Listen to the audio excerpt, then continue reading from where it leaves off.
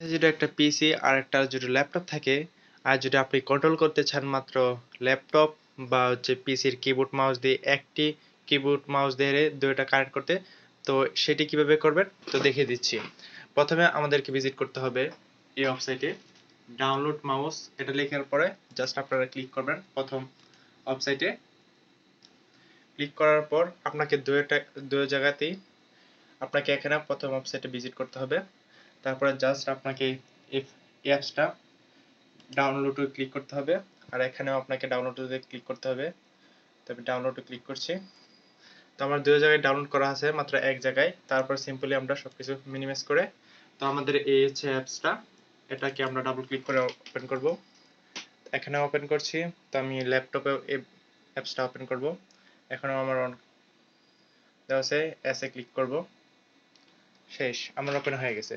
এখন দেখতে পাচ্ছেন এই যে আমার মাউস, আমি এক মাউস দিয়েই কিন্তু দুটো কন্ট্রোল করতে পারছি। এই যে আমার হাতে মাউস একটা দিয়ে দুইটা কন্ট্রোল করতে পারছি।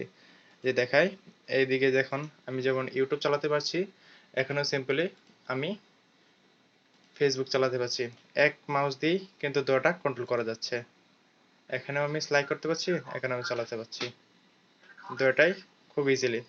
এটা হচ্ছে পুরো ধরতে গেলে আইফোনের ইকোসিস্টেমের মতো, আপনারাও চাইলে করতে পারেন। ব্যাপারটা জোস না?